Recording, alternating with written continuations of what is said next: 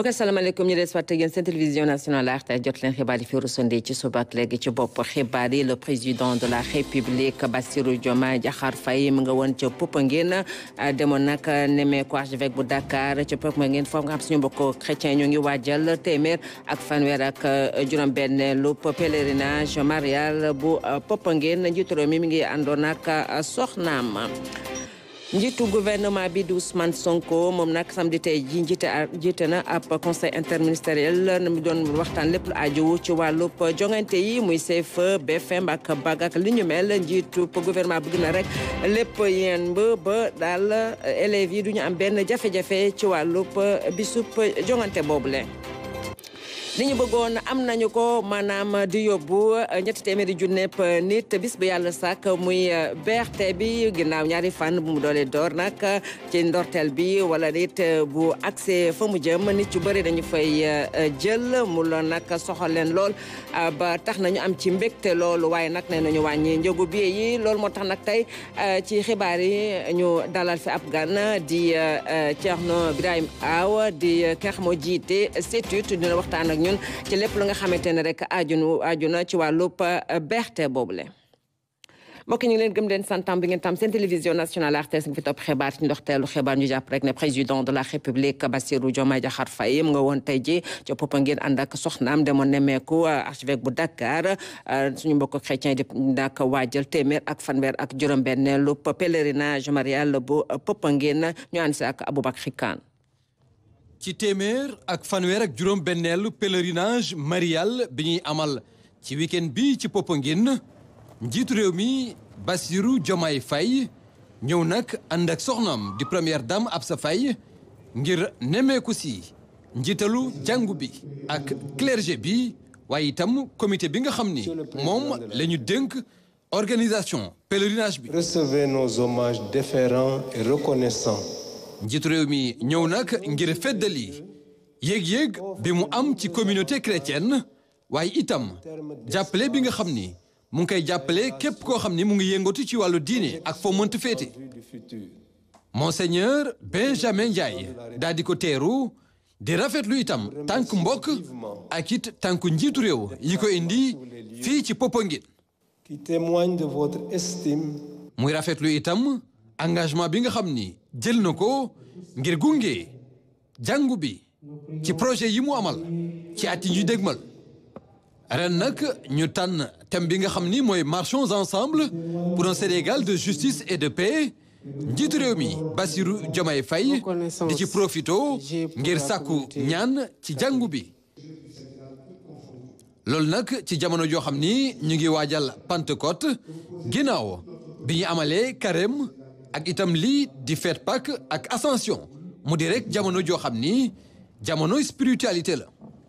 mu di ay événement yu ñuy delloo ci borom bi. de forte spiritualité. ci sanctuaire marial bi nag ñu tabax ko ci 20 800 mètres carrés mu am itam ay place toggukaay yoo xam ni natt nañ ko ci lu mu néew 30 500 places. bu weesoo Sénégal sax. catholique yi fas yéene jóge ci réew yi ñu wër ngir féete si pèlerinage marial bi fii ci Popenguine. de compassion et de pardon. njiitu réew mi président Bassirou Diomaye Faye di xaarandi si ñaan yooyu jàmm ju sax ak yokkute askan wi.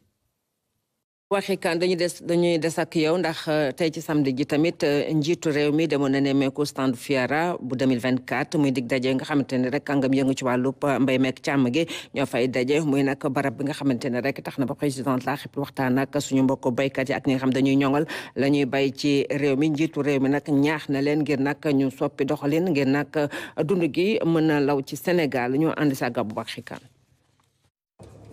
njiitu réew mi. président Bassirou Diomaye Faye yàgg teewe ndaje mi di FIARA te ñu koy amal fii ci CICES ren nag ñëw bi wute loolu ak nam fi daan ñëwee doon fësal cofeel ba mu am ci mbay mi ren mu teew fii tànku njiitu réew fas yéene taxawu baykat yi. daaw amoon naa gàllankoor yu taxoon mënuma woon ñëw waaye at gude dama doon ñëw ci FIARA bi. te du ci FIARA bi kese parce que fii am na yeneen exposition yi fii am soit Renades def ko soit Salam Adam def ko avec le Saladam. Je pense que ñu bëri ci acteurs yi nga xamante ne ñu ngi autour exposé bi nii am na ci ñoo xamante ne miin nañ fi sama kanam wala mos nañ gis ma jëflante ak ñoom ci wàllu boobu notamment ci élevage bi. di féliciter tamit ndokkeel bu baax a baax ñi nga xamante ne ñoo organiser salon bi ndax gis naa ne saa yu ñu fi ñëwee dañuy gis ne que amaat na innovation par rapport atum daaw te sous ce rapport là je crois que xam naa ne innovation dina continuer am parce que défi la sénégalais kuy relever défi la problème yi am yëpp boo gisee résultats yi nit ñi di def nga xam ne ay jàmbaar lañu. ngir jëmmal gis-gis ba mu am ci wàll wi njiit réew mi président Bassirou Diomaye Faye ak nguuram jël ren ji ay matuwaay yu dëgër ñeel campagne agricole bi fexe ba lépp lu ñu jagleel baykat bi mu mën see jot. ren la ñuy door a def suñu première campagne agricole donte bu ñu toogee yàggul ñu def ko parce que en moins de 2 mois lañ ko def indi nañ innovation boo xamante ne tax na engrais ren lu mu doon jar daaw wala ñetti at yi weesu ren lay gën a tuuti ci njëg te ren lay gën a bëri ci li nga xamante ne moom lañ nar a teg sur le marché jox ko béykat yi ci wàllum engrais waaye ñu ne nag muy engrais gi muy ji yi dañ ciy boole armée bi ren ak gendarmerie pour que mu bañ a am ñoo xamante ne dañ ko téye ci yoon wi ba mu tax du egg ci béykat yi ñu ne lu ñuy dimbalee béykat yi dafa war a dem ci béykat bi béy ci tool wi waaye warul am kenn koo xamante ne dafa nekk intermédiaire ci digg bi téye ko ba du egg ci béykat parce que boo ko defee résultat bi ngay xaar ci terrain bi dafa am parce que li nga doon war a def ci terrain pour am résultat boobu eggu fa. bay li ñuy dundee doon bébét bi njiitu réew mi di ñaax itam askan wi ñu soppi yenn jikko yi ngir dundee li ñuy bay. Sénégal dafa am problème boo xamante ne bu ñu ko réglé lu bëri ci suñu problème waaye bu ñu ko réglé wul du ñu mën a réglé benn problème mooy xiif mën a lekk ci loo xamante ne yow da ngay béy di dundee loo béy waaye bu ñu weeree ne rek bu ñu bëggee lekk loo xamante ne balaa ngay mën a def dara di nga lekk ba pare weer ko ci fokk ñu dem ci bitim réew jënd ji te waa bitim réew mën nañu comme niñ ko defee daaw jékki-jékki ne jaayuñu kon mënuñoo moom suñu bopp ci moomeel suñu bopp bi nga xamante ne moom la ñuy ut rawatina ci wàllum mën a xiif lekk konti sa bopp sama politique boole ko dénk ko koo xamante ne mën na liggéey bi mu dem di waxtaan ak ñoo xamante ne solution mu ngi ci seen loxo man am naa yaakaar gu mag ne loolu bu ñu ko boolee résultat yi ñuy séentu dinañ ko am te dinañ ko am ci mbéy mi dañ ko am ci transformation tamit parce que boo visité stand yi nga xam ne ay jàmbaar dëgg ñoo fi nekk te lu ñuy jot a def rek wane na ni ñii ku leen gunge ci lu ñu soxla dinañ la jox yow li ngay xaar ci ñoom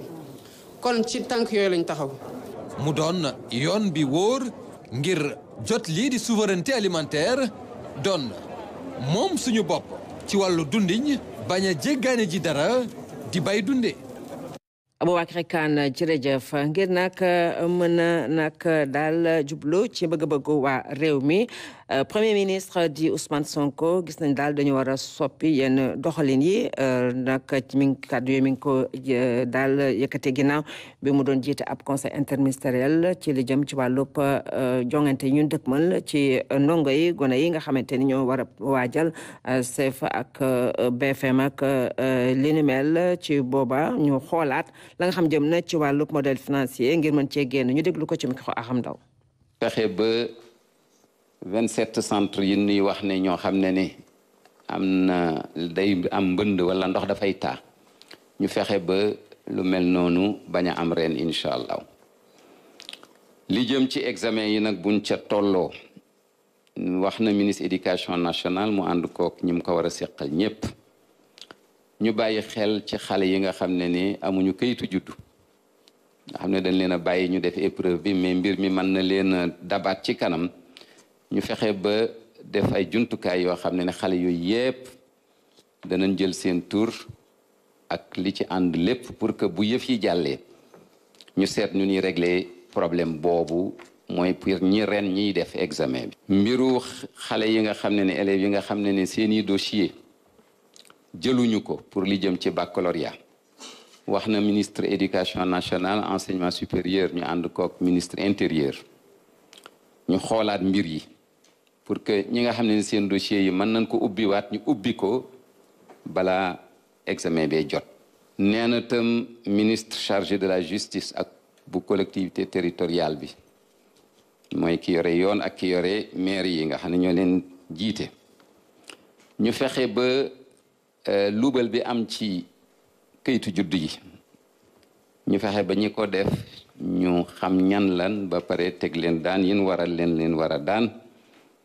muy ñu nekk ci biir maire yi wala ñu leen doon jàppale nekk ci bitti mu wax ministre de la santé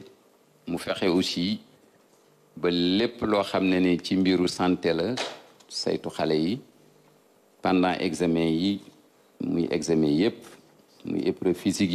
yi jour examen yi comme proclamation résultat yi ñu fexe ba médecin yeeg infirmier fa war a nekk fa ñi nga xam ne am nan laago wala am ay soxla yoo xam ne laaj na ñu jàppale leen ci centre d'examen yi nee na tam loolu ñu waajal ko ñu jàpp rek ba tey ci wàllu xibaar yi ñu jëm ci wàllu dem beek dikk bi jublu nag ci bus rapide de transit du BRT bi nga xamante ne rek léegi Dakar waa yu bëri nag fi mu nekk ni seen coono wàññeeku na ndax muy projet bu mag bi nga xamante ne rek wàllu dem beek dikk bi la rawat na nag ñi nga xamante ne rek ñu dëkkee ca banlieue bi waaye tamit coono embouteillage wàññeeku na ci ñoom Mariam Biramba fu mu romb ñëpp teg ko seeni gët ñoo ngi biir Géejawaay file askan bi ak ñi jël BRT bi rafetlu li mu tàmbalee daw kili di Hamidou Mbaye ni embouteillage yi sono luñ ko. maa ngi koy doog a jël tey jóge Liberté 5 ñëw fii Géejawaay moo ko xayma defuma sax 30 minutes te y a plus 6 à 7 stations yu ma def. station bu nekk di nga jël 1 à 2 minutes boo ko génnee si loolu donc temps bi du mot sax fukki minutes ak juróom donc loolu da nga gaaw mais da nga am confort c'est-à-dire que voyage bi dafa yomb dafa féex dafa baax dafa am en tout cas dal. bu ñu doon dem Dakar dañuy sonn lool di nga fi yondu doo am oto waaye léegi nag oto léegi affaire bi yëpp gaaw na boo duggee day gaaw da ngay gaaw a yegg si amul taxaw amul dara. da ngay toog ni nga ko bëggee yeggee ni nga ko bëggee. léegi boo jógee Géejawaay dem Dakar téeméer ngay fay nga wàcc fii dem sa kër jege ba bëgg a dee téeméer ngay fay yomb na lool te neex na tamit. gannaaw li ni mel ñi lee ne fi BRT bi di aw yëpp dafa soppi xar kanam taaral it Ndakaaru. boo xoolee station BRT yi ak fii ñu nekk préfecture Géejawaay mais dafa changé complètement cadre de vie bi maanaam fii ni mu meloon. ku xamoon Géejawaay il y a 10 ans même 5 ans par rapport ak fii nu mu mel dafa jox beneen jëmm dëkk bi. file ci gare bi nekk Liberté 6 ñi ñu fi taseel wane seen mbégte ci BRT bi nga xamante ne nii day tax dootuñu yàgg ci tali bi élèves yi gën ci gis seen bopp. BRT bi arrangé nañu bu baax suñu cours de renforcement yeeg daf ñu koy yombalal. parce que jugee fii di jël 49 bi pour dem foofu day gën a gudd alors que ak BRT bi day gën a gaaw te am na sécurité am na confort te gaaw na. naam gaaw na ñenn ci askan bi di ñaan ak kilifa yi ñu xoolaat njëgu ticket yi. Géejawaay ba Petersen distance bi ça va mais Liberté 6 ba Petersen distance bi guddul noonu. kon war nañ ko wàññi ba 300 à la limite. laata kilifa yi di àddu ci woote bile ñeneen ci askan bi di ñaan bépp sénégalais mu def BRT bi moomeelam. yoruma oto vraiment 30 minutes laa def agsi fii c'est une fierté vraiment c'est une fierté léegi nag lii ñun sénégalais yi ñun ñoo koy fonk comme en Europe ñoom bu ñu amee benn affaire dañ koy fonk bu baax maa ngi appel sénégalais yëpp ñu fonk affaire bi xam nga xam ni transport mooy développer. Le Sénégal. L'État, c'est une continuité. Oui, on espère que Sonko et Diomaye fassent de mieux que lui. Et puis, c'est comme ça, le Sénégal en avant. BRT di ab révolution ci lu ñuy wax transport de masse taxaw tey ngir wàññi embouteillage yi ba Ndakaaru mën a féex ci fàttali rek embouteillage yi tax na at gu jot Sénégal ñàkk ci lu toll téeméeri milliards ci koom-koomam. Mariam Biram Ba li nga xamante ne rek mooy kilifay BRT bi li ñu bëggoon rek mooy di yóbbu bis bu yàlla sàkk ñetti téeméeri junneeb nit am nañu ko ginnaaw ñaari fan bi bus bi di dem ak di dellu si diggante Guédiawaye ak Petersen ñi nga xam ñoom ñoo koy jël rek li ñuy wax rek mooy nañu wàññi njëgu ticket yi waaye tamit ñu ngi ñaax nit ci ngi ñu toppatoo bis yi bu baax a baax ndax nag seen moomeel la ñoo ànd ak Fanta Badji.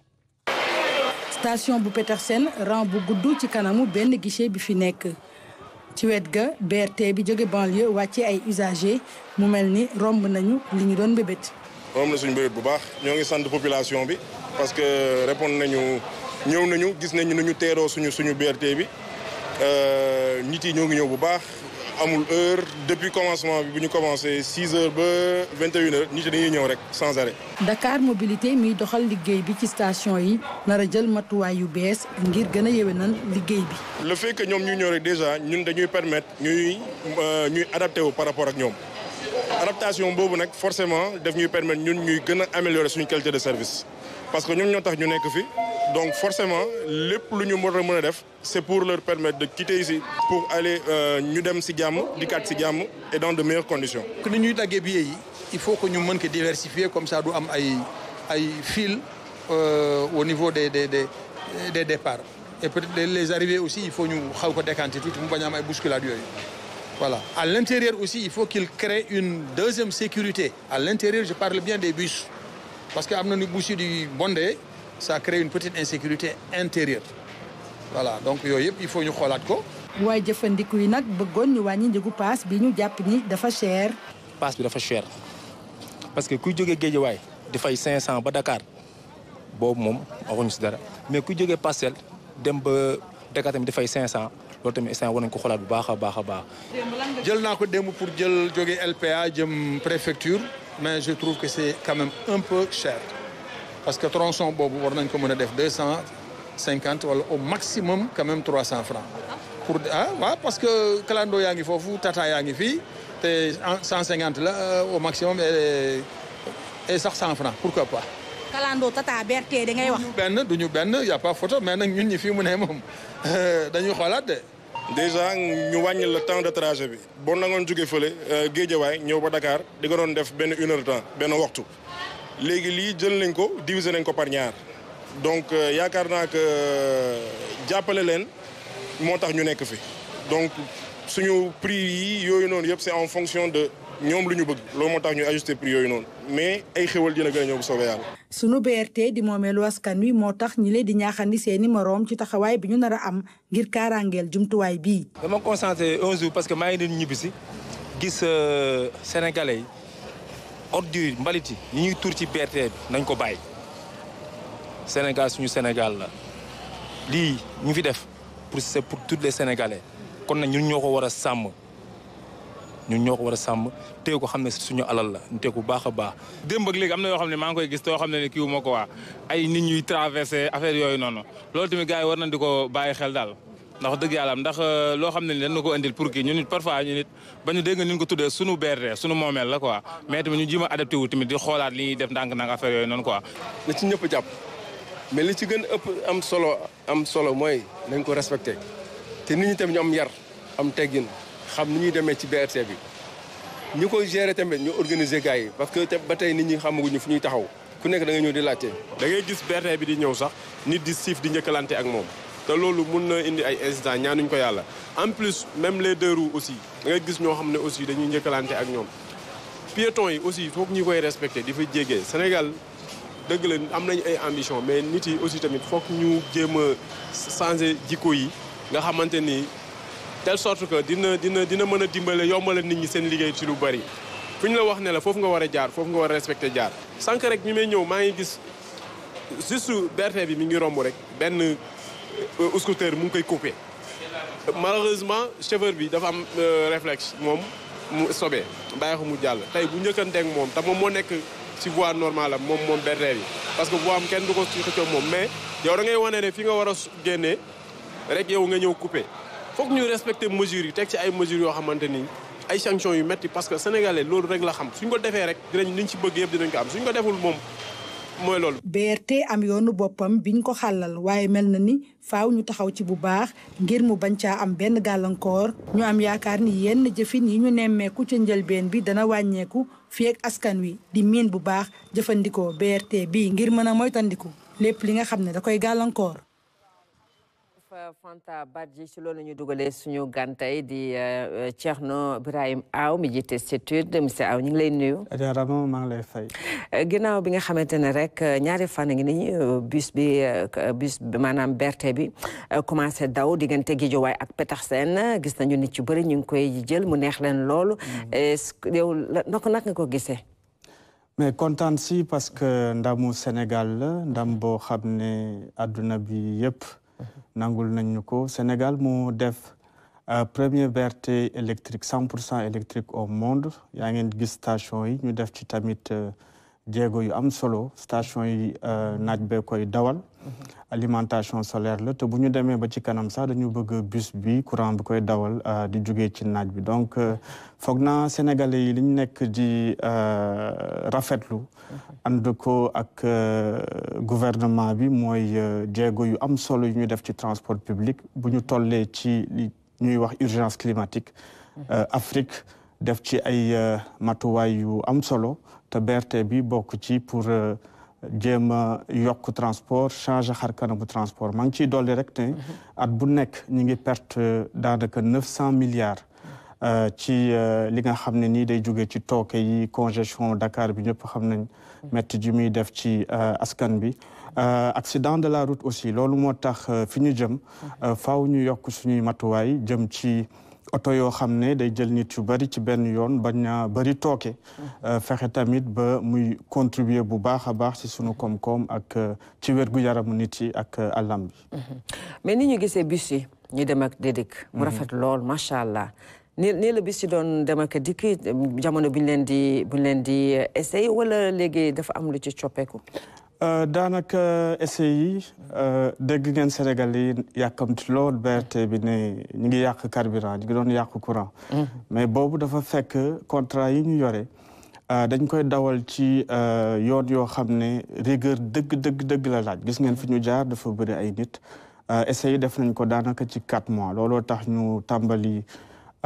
exploitation bi tamit dugaluñu bis yëpp foog naa nit yi xam nañ ne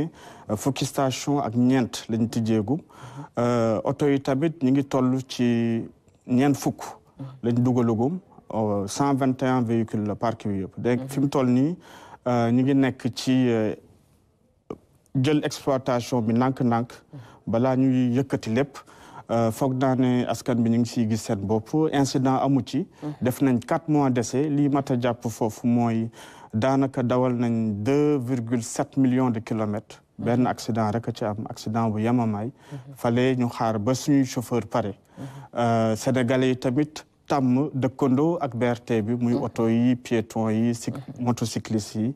ñu doog a mën a jël nit ci ministre des transports Malick Ndiaye moo ko lancé le 15 mai bi passé donc ba fi may toog di wax ak yéen nii ñu ngi ciy am jàmm sénégalais itam di ci kontaan. léegi ñaari fan bi bus bi commencé daw ñaata ngeen transporté gu. fi mu toll nii bés bu nekk ñu ngi jël environ 45 000 voyageurs. waaw léegi nag BRT bi bu ñu déployé lépp bu ñu demee ba station yi mat. 23 kañ la ñu mat. ñaar fukk ak station yeeg ñett ñu tijji ko. dugal oto yëpp bu boobaa incha allah li ñu xayma ci ay voyageurs dinañ ko matale ñu ngi xaar 300 000 voyageurs bu lépp yembe sa question boobu am na solo kan lañ koy matale AGEROUTE mi ngi ciy liggéey ak CETUD bu dégg bëccëg ñu ngi continuer di ngeen gis ne station yi ñuy tëj guddi gi dina am ay travaux ñu ngi yaakaar ne 3e trimestre bu 2024 bi dinañ mën a pare liggéey boobu bu neex yàlla dafa am commande yoo xam ne faaw mu jugee bitim réew pour ñu mën a eggali liggéey boobu waaye ñu ngi ciy def suñu képp talaay kattan pour bu neex yàlla entre juillet août septembre au plus tard ñu jéem a matale liggéey boobu. dégg nga léegi ci élément bi ñi nga xam ñooy jël BRT bi wax nañu ne ñu ngi bëggoon ngeen wàññi njëgu ticket bi est-ce que xalaat ngeen ko. waaw ticket bi saytu nañ ko bu baax faaw ma indi benn tontu foofu saytu nañ ko bu baax parce que li Sénégalais yi war a comprendre mooy BRT bi dafa nekk partenariat public privé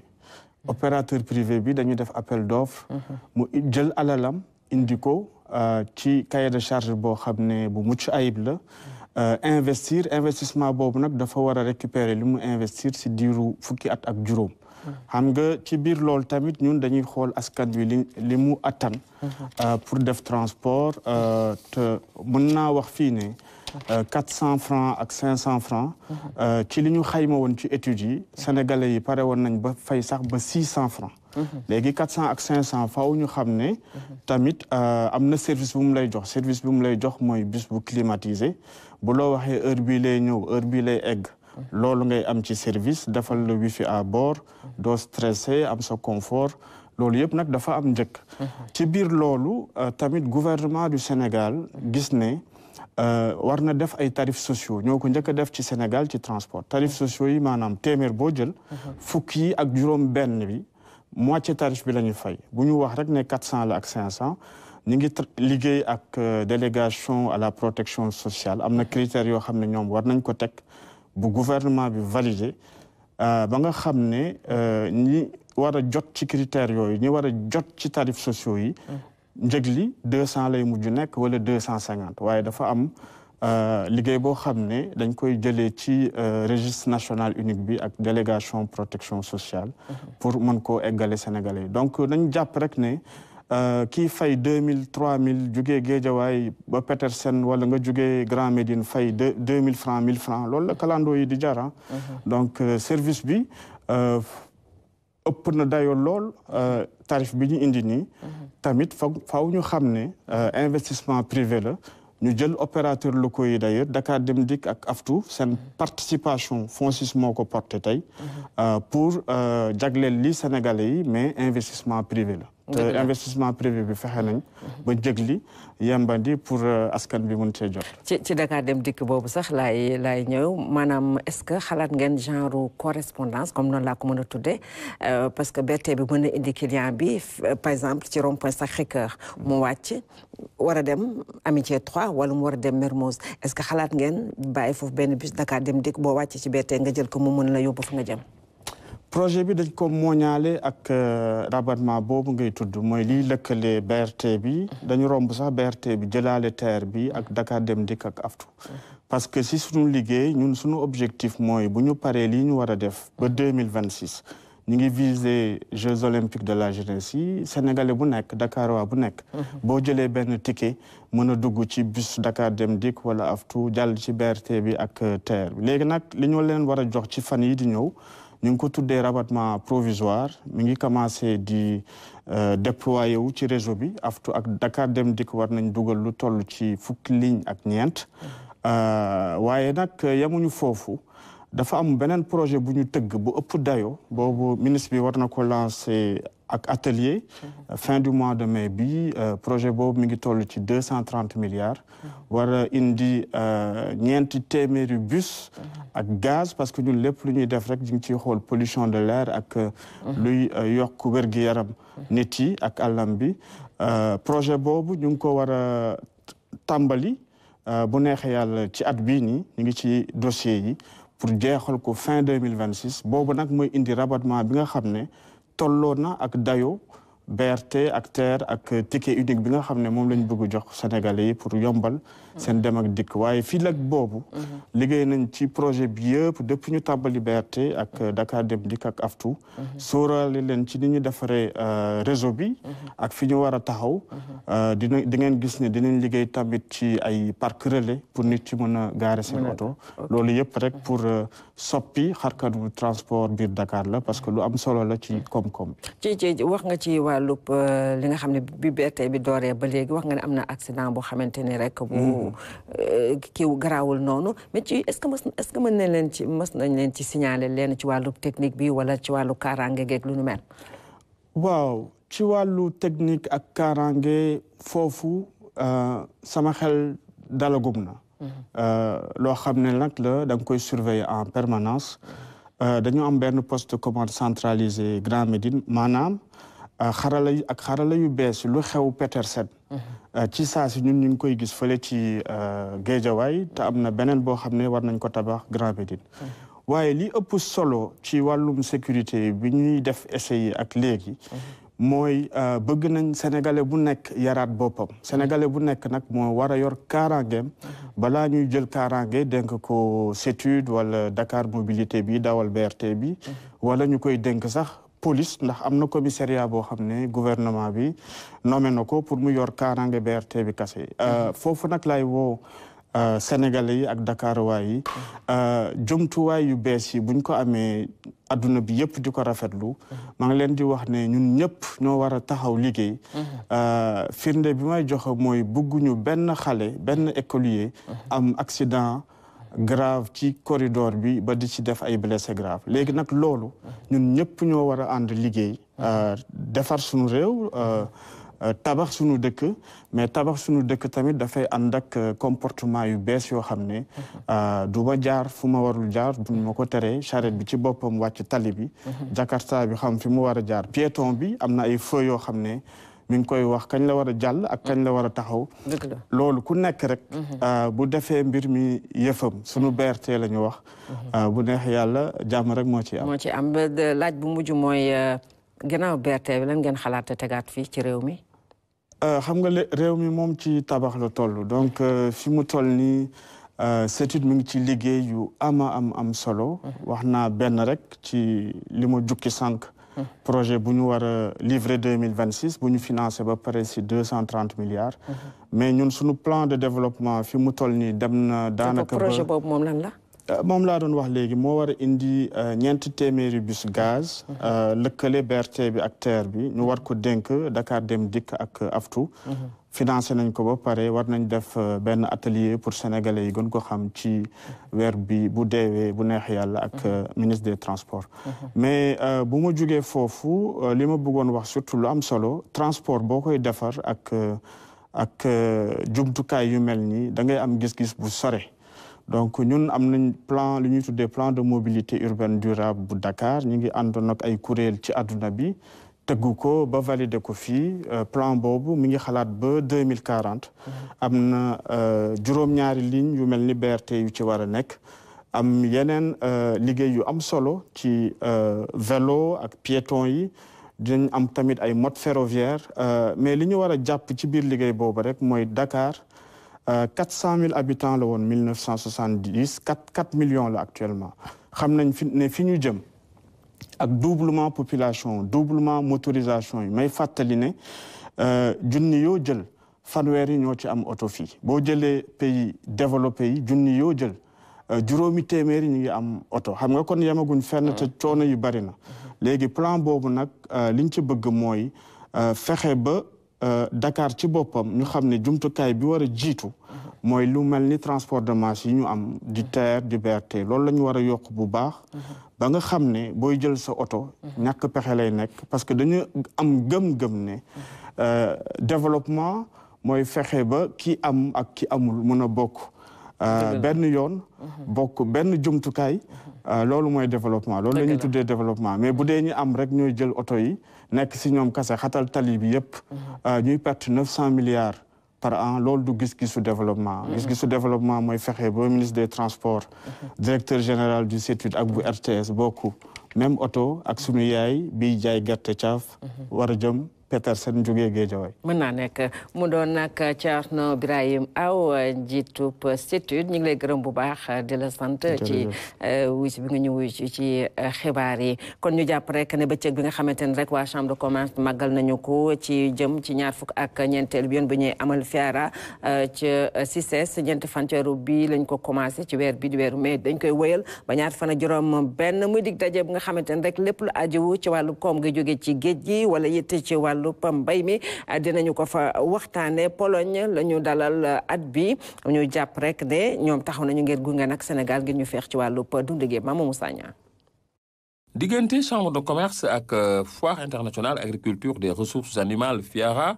daanaka seen lëkkaloo yàgg na lool 1999 fekk na ñu nekk ci première édition bu FIARA bi ñaar fukki at ak ñeent ginnaaw loolu institution consulaire bi di chambre de commerce daanaka dañ ko teral ci fii nga xam ne moo di parc d'exposition bi. comme que bisu chambre de commerce. waaye ñëw leen ci foire bi seen foire la en tout cas ñoom ñu daal fexe nañ lu baax ci Sénégal wane nañ ko ñun nag dañuy leen jàppale di leen pousser waaye li am solo mooy ne population bi itam génn visiter li ñu am bu ñu leen dee wax consommer Sénégal c'est parce que da ngeen a war a génn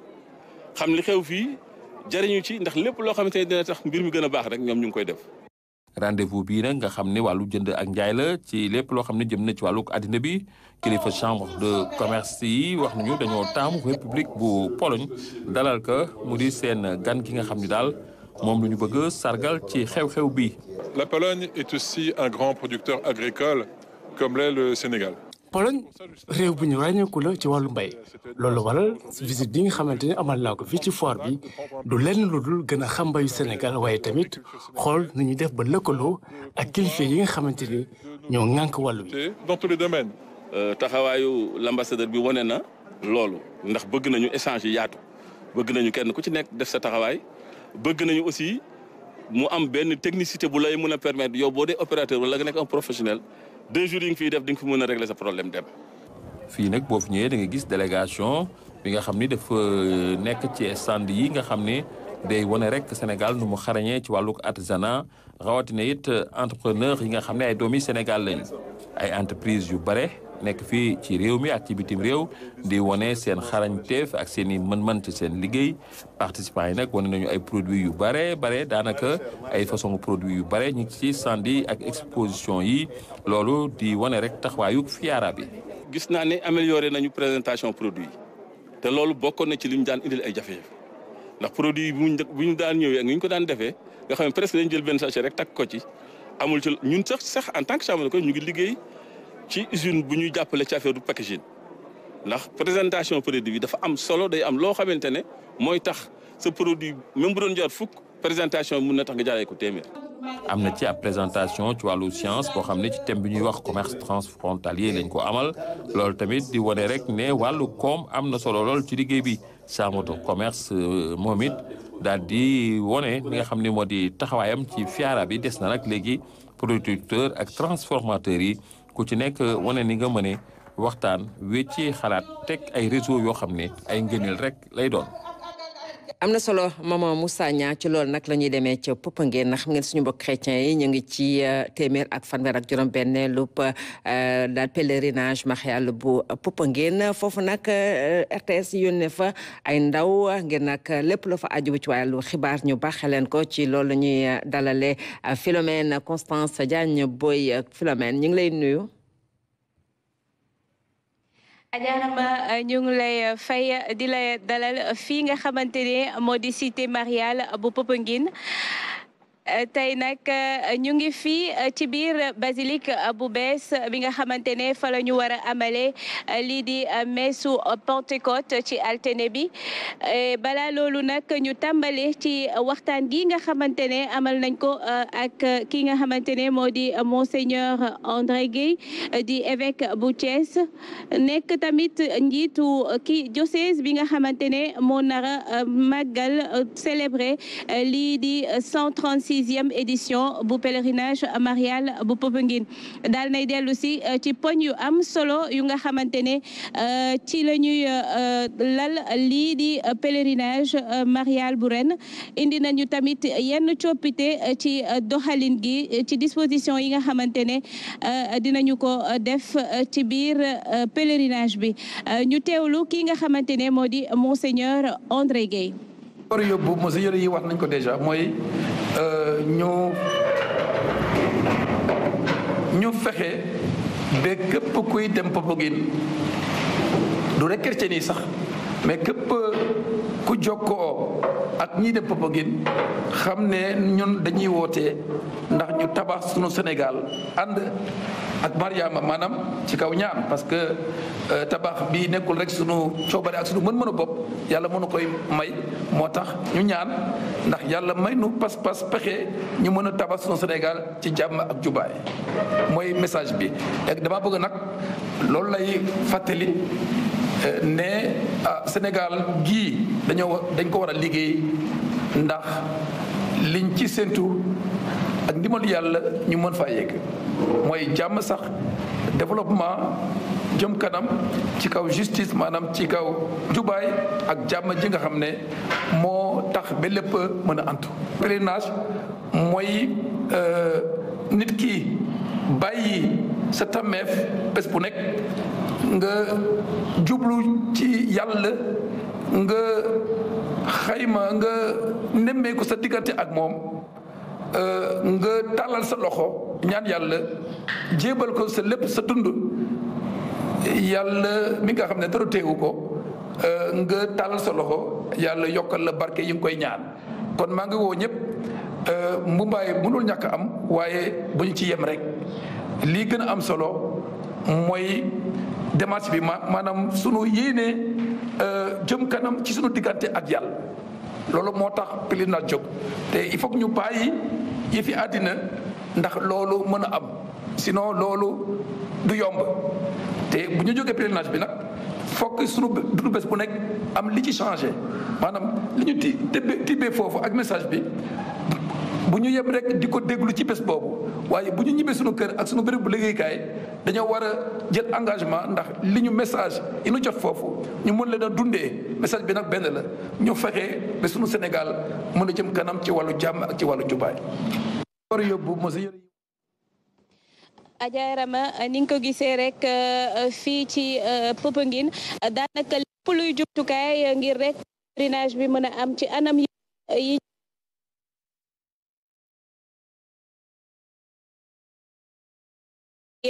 lu jëm ci lépp lu war a dem maanaam mbirum courant wara mbirum kaaraange lépp daal mën a ngir rek képp ku fi ñëw mën a gis sa bopp ci li nga xamante ne moo la yëkkati ci loolee nag Dame Sylla daal nay doxantu xool dispositif bi nga xamante ne moom la ñu teg xool tamit naka la préparatif yi di avancer. lépp yemb na ngir ñu amal ci anam bu mucc ayib téeméer ak fanweer ak juróom benneelu édition bu pèlerinage marial bu Popenguine bu nu ñëwee ci sanctuaire bu njëkk ba ak bu bees bi yépp lépp loo xam ne matuwaay la ngir ñu mën koo amal ci anam bu mucc ayib jot nañu ko def. fu mu ne nii moom satisfaire nañu ak li nu xamoon daaw ak li nu defoon daaw moom la ñu jëlaat yokk ci ay yeneen aspect donc fu mu ne nii Senelec nu ngi koy gërëm Sen'Eau nu ngi koy gërëm SONES nu ngi leen di gërëm parce que ñoom dañu taxaw ak service d'hygiène daf nu taxaw daal pour lépp mën jaar yoon donc fu mu ne nii normalement waruñu am coupure de courant waruñu am coupure d'eau lépp jaar na yoon. atum ren nag dañoo indi ay coppite ci fii nga xam ni mooy sanctuaire bu bees bi bu weesoo 25 junni place yi nga xam ni mën nañ cee toog amal nañu itam ay tente ak i bâche ci li nga xam ni moo wër sanctuaire bi ngir ñi nga xam ni dañoo ñëw ci messe bi nga xam ni moo war a am lundi mën a nekk ci anam yu mucc ayib. fii nag dañu jógee ancien sanctuaire pour ñëw fii parce que fële ancien sanctuaire dafa tuuti léegi nu ñëw fii li nu dund daaw. gis nañu ko fii moo gën a rëy fële ñaari yoon mais li nu dund daaw dafa mel ne que fii dafa xaw a tuuti nag dafa tuuti mais fii pareegul nouveau sanctuaire bi pareegul des na 3e ak 4e phase defe naa 3e ak 4e phase buñ ko defee nombre de places yi daal comme stade lay doon normalement 50 à 60 000 places foofu xam naa dina arranger nit ñu bëri fidèles yu bëri. atum ren nag thème bi nga xam ni moom la ñu fas yéene waxtaanee ci pèlerinage marial bu Popenguine mooy ànd ak Marie sunu yaay dox ci Sénégal goo xam ni dëgg la ak jàmm thème boobu nag fas yéene nañ ko waxtaanee ci mbooleem ndaje yoo xam ni ñu ngi ko fiy amal. comme ñun ñii séeréer lañu ñii joolaa lañu ñii pël lañu ñii leneen lañu ku ne ak sa culture. am na ni ngay doxee am na ni ngay xalaatee tamit léegi bu fekkee ne ku ne da ngay ni ngay xalaatee ak ni ngay doxee moom nga bëgg a imposer kële du dem loolu tax ñu wax vivre ensemble du dund ñun ñëpp léegi nag loolu tax nu jël Marie nu ne ko comme moom mooy ndeyu mbile gi ndey day mooy jàngal xale mu dox donc nanu jël Marie mu jàngal nu naka la ñuy doxee ngir dund ci jàmm ak njubte. téeméer ak fanweer ak juróom benneelu édition bu pèlerinage marial bu Popenguine tàmbali na te it danañ ko wéyal ba ci altine bi di ñëw mu doon ñetti fani ñaan ak itam delloo njukkal kii nga xam ni moo di Mariama mu sell mi. jërëjëf Dame Sylla ci leeral yoolu ñu indi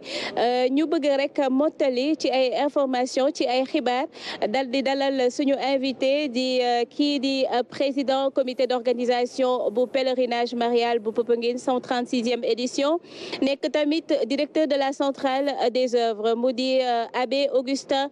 Sébastien Mamadou Diouf abbé ñu ngi lay dalal. Merci beaucoup Madame Philomène. Voilà gis nga suñu ndaw bi dugg na ci biir dëkk bi nemmeeku xool disposition yi na mu commencé ñu ngi leen fekk tamit ci biir sanctuaire bi ngeen di yeggali di xoolaat préparatifs yi lan la ñu mën a jàpp ci yembaayu jumtukaay yi nga xam ne lépp soxla ngeen ko ci biir pèlerinage bi. Alors merci Madame Philomène ci invitation bi ñu ngi fi Popenguine te liggéey bi yàgg na tàmbali. fu mu nekk nii ñu ngi ci fin bi parce que egsi na ba pare ñuy xaar pèlerin yi ñu ñëw fii chaque année dañuy daje fii ndax xumbal Pentecôte ñuy xaar xel mu sell mi ñëw ndax def ñu ay nit yu ees alors li war a tàmbali mooy di ñu eesal suñuy xol ndax nekk ay nit yu bees te gëm naa ne liggéey bi metti woon na waaye fu ñu nekk nii gëm naa ne ñëpp dinañ kontaan ci célébration yi nga xam ne dinañ ko def. D'accord abbé alors lan moo nekk li nga xamante ne peut-être bees na ci wàllu disposition gis nañ ne que sanctuaire bu bees bi mu ngi fi sanctuaire bu bu yàgg bi mu ngi fi tamit lan moo bees ci li nga xamante ne noonu la pèlerinage bi di doxee. alors dina am ay célébration yu bëri li bees moo di mot na 2 ans ñu def fi ay célébration waaye yeneen célébration yi yëpp lañ koy defee ci ancien sanctuaire bi nga xam ne ñëpp dinañ mun a jàng ñaan yàlla jaamu seen yàlla ensuite mën a ñibbi alors li gën a ees moo di am na délégation yoo xam ne dinañ leen accueillir chaque année dañ doon accueillir Gambie ak Mauritanie ren dinañ accueillir waa Mali egsi nañu déjà ñu ngi fi loolu aussi lu bees la. yeneen disposition aussi moo di ñu gën a dëgëral discipline bi nga xam ne moo ñuy indi fii ñu jënd badge yi ndax identifier ñëpp ñoo xam ne dinañ fi ñëw célébration spirituelle moo ñu fiy indi ñuy ñaan ñëpp ndax disposition yoo xam ne dinañ ko jël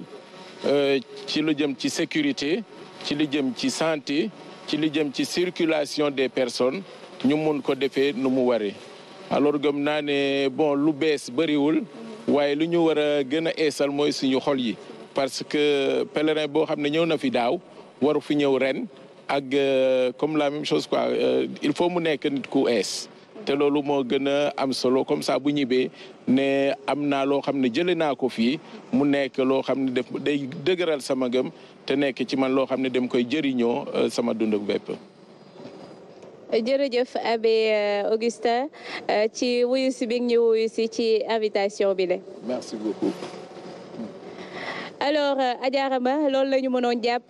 tey ji ci li nga xamante ne daal ñu ngi ko am ci waajkaay ci tàmbaleem pèlerinage téeméer ak fanweer ak juróom-benneeli édition bi voilà ñuy xaar yeneen programme yu nga xamante ne dinañ ko am tey ci guddi gi di messe veillée wu scouté gi di suba ñu war a tamit màggal Pentecôte war a amal ab messe fee nga xamante ne moo di sanctuaire bu yàgg bi donc loolu dañ leen mënoon indil ci ay xibaar ci bés tey. jërëjëf Philomène Constance Diagne Boye doomu yaa Mariama mu sell yi nga xamante ne ñoo ñu fa teewal Philomène Françoise René Léon Fonseca ak équipe technique bi nga xam ne ñoo ànd ak ñeen ñu ngi leen di gërëm te leen di leen wax rek bu leen ñu fàtte si ñaan mbokk yi bu ne sàngeen ànd ak Mariama Dramé ci xibaar ci français ma leen di ñaan guddi jàmm salaam.